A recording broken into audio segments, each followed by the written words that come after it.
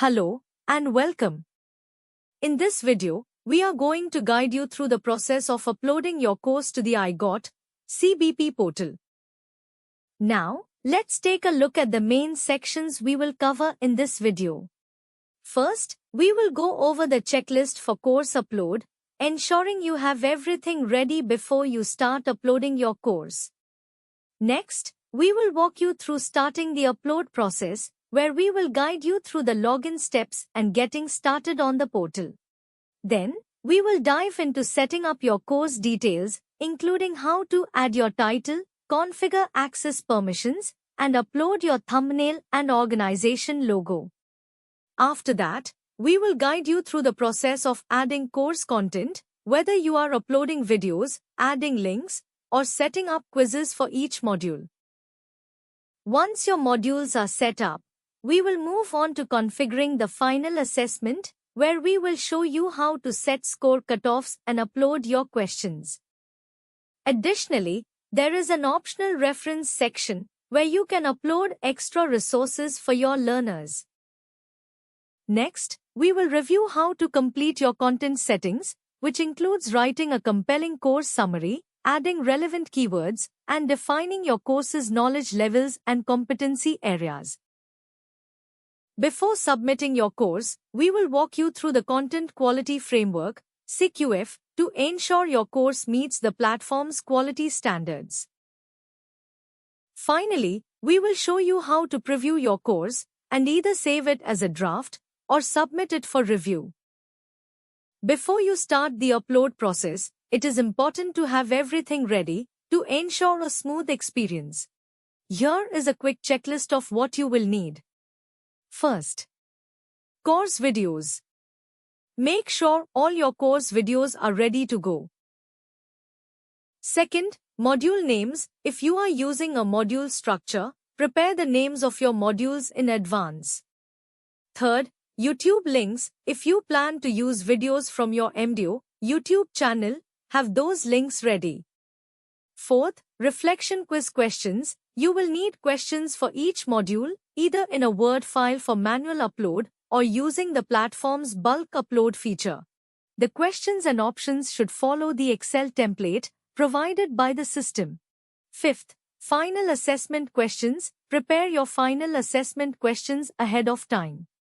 Sixth, course summary and description. Write a compelling summary and description, and make sure to include the course objectives.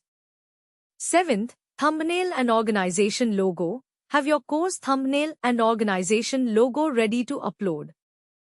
You will need login credentials for both the course creator and the course reviewer roles.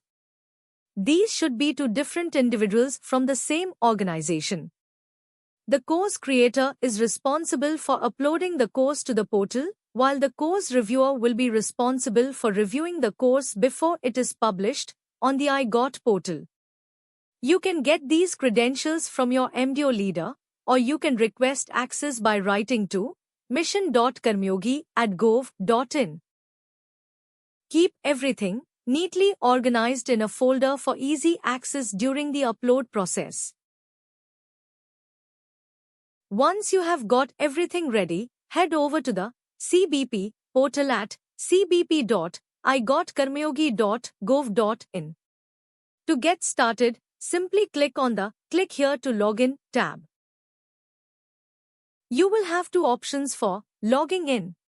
Use the credentials provided by your MDO leaders as a content creator.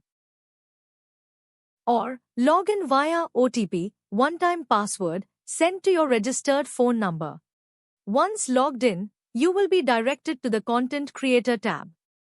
Click on it, and you will see a variety of content types you can create. From the list, select Course. Next, choose the language of your course. For example, if your videos are in English, select English.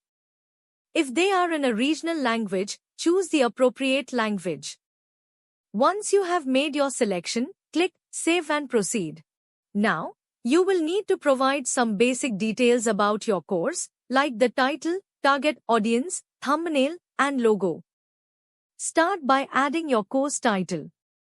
The title should be between 10 and 70 characters. Make it catchy but avoid abbreviations. For the access settings, choose All Users if your course is for general learners. Select MDO Specific if it's for a targeted audience. Next, upload a course thumbnail with an aspect ratio of 16:9. Then, add your organization's logo. This image should have an aspect ratio of 1:1. Once everything is in place, click Save to move ahead. If you would like to update the title or thumbnail, simply click the pencil icon next to the course name and select AI recommendations for the thumbnail. The system will suggest an image for you, or you can upload your own and then wait for AI recommendations. Choose the image as per your preference. Then click to Save tab. To start adding content, click Add Content. You will have three options: Module, Resource, and Final Assessment. If your course includes just one video, the best option is to select the Resource structure. This allows you to upload and organize your content in a simple, streamlined way, making it easy for learners to access and engage with the course content. Please note that adding a final assessment is mandatory even when there is only one resource video. If you need more details on how to structure your course, check out the I Got Course Creation Guidelines video. If you have multiple videos, use the module structure. If you are using a module structure, click Module. This will allow you to create a folder structure for your course. Enter a module title, 10 to 70 characters, and click Done. Now you will have three options: Add File, Add Link, and Assessment. To upload a video, select Add File. Name the video and upload your MP4 file. For SCORM files, zip them and upload the story.html file. If you want to add external resources, such as videos from your YouTube channel, click Add Link, enter the resource title, paste the link address, and enter the duration of the video in hour, minutes, seconds format. Make sure the duration matches the length of the video you're linking to. Once done, click Upload. Next, let's add a reflection quiz for each module. Start by clicking on Practice Assessment. Give your quiz a title. We recommend naming it Reflection Quiz. If you want to set time limit for the quiz, just click Show Timer and enter the total time in hours, minutes, seconds format. Allow 1 minute per question. It helps learners reflect without feeling rushed. You can also add instructions for the quiz, though that part is completely optional. Once you are all set, you are ready to move on. Now, in the Add Questions section. Here, you will choose how many questions you want to include and how many should be displayed to the learner. You can also set any necessary instructions for the quiz. When it comes to adding questions, you have two options. Add them manually, one by one, or use the bulk upload feature by filling out the CSV template provided on the platform. Either way, this is how you will build out your reflection quiz quickly and efficiently. Just like that, you can create multiple modules within your course. Each module acts as a self-contained unit focused on a specific topic or learning objective. By breaking your course into modules, you make the content more organized, accessible, and easier for learners to absorb. Once all your modules are created, it is time to add the final assessment. This is a required step. Click Final Assessment and choose between a basic or an advanced assessment type. Set the title as Final Assessment. Under Type of Score Cutoffs, select either Overall Score Cutoffs or Sectional Score Cutoffs, depending on how you want to evaluate the learners. Next, specify the number of reattempts allowed and the total duration for the assessment in hours, minutes, seconds format. Allow 1 minute per displayed question to ensure learners have enough time to answer thoughtfully. Finally, add any necessary instructions, and you are good to go. Next. Now, in the Add Questions section. Here, you will choose how many questions you want to include and how many should be displayed to the learner. You will also need to set the minimum passing percentage. We recommend keeping it between 60% and 80%, depending on the difficulty of your content. When it comes to adding questions, you have two options: add them manually, one by one, or use the bulk upload feature by filling out the CSV template provided on the platform. Either method works, and both will help you build your final assessment quickly and efficiently. Now that you have added the final assessment to the course, you can proceed to the reference section to upload supporting materials for learners. This section allows you to include optional resources such as videos, PDFs, or other documents to enhance the learning experience. To begin, enter a title for your resource, then click the Upload File area to easily add files from your resource folder. Now, you will need to specify the estimated duration for reading it. This duration should be entered in the format of hours, minutes, and seconds.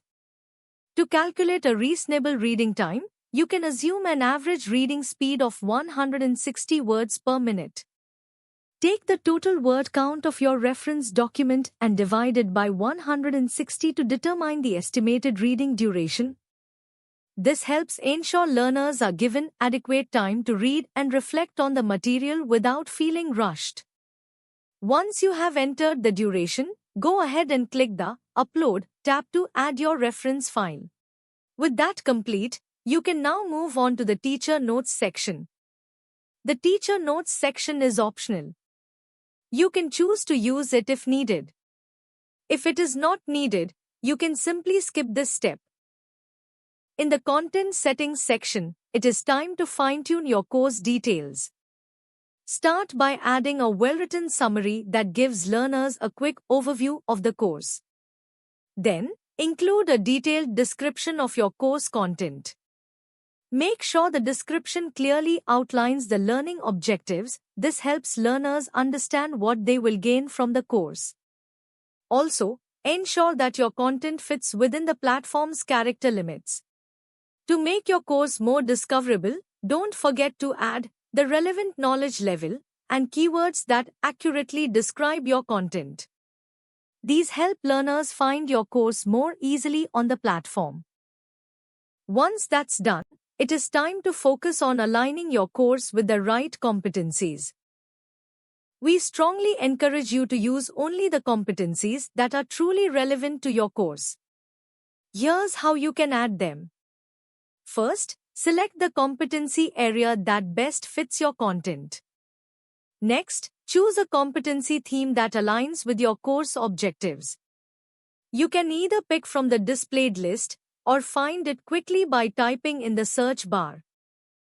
Finally, select the most suitable competency subtheme and then click the Add button to complete the process. This ensures your course stays focused, impactful, and aligned with the iGOT framework. Finally, do not forget to add stakeholder details, including the course author and reviewer. Note: adding the course author's name is mandatory. After typing the author's name, make sure to press Enter to save it properly. Then, click the Save button to proceed to the next step. Next, click on Start Content Quality Assessment to begin filling out the Content Quality Framework (CQF) questions. Take your time to answer each question carefully. This ensures your course content meets the required quality standards. Once you have completed all the questions, simply click Submit to finalize this step.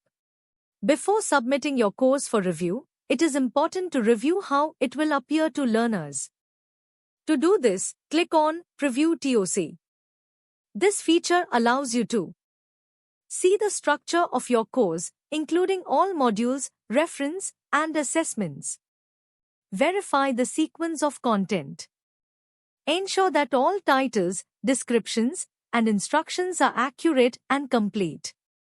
Check if all linked resources, like documents and videos, are working properly. Confirm that the reflection quiz and final assessment are added and appearing in the right places. Use this preview as your final check before submission. Now, you can either click Save and Exit to keep the course in the draft section of the portal, in case you would like to make further edits later. Or click Send for Review to submit it to the designated reviewer. Once submitted, the course status will appear as Under Review in the My Content section. If you need to recall the course from the reviewer or make changes before publishing, simply click Recall Content to Draft by selecting the three dots under the Action tab. The reviewer must log in to the CBP portal using their reviewer login credentials. Once logged in, the course will appear in the For Review section of the portal. From here, the reviewer can carefully go through the course content. After reviewing, they have two options: reject the course or send it for publishing. If the course is rejected, it will be sent back to the content creator along with the review comments. The content creator can then click View Review Comments to see the feedback and make the necessary changes. If the reviewer chooses to send it for publishing, they must first fill out the Content Quality Framework (CQF) form. The CQF ensures the course meets all quality standards before it is published on the platform. Once completed, they can click the Send for Publishing button. The course will then appear in the Under Publish section of the portal until it is officially published on the platform. And that is it. Congratulations! You have successfully created and reviewed your course on the CBP portal.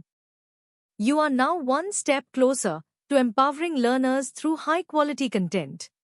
Thank you for watching, and all the best with your course creation journey.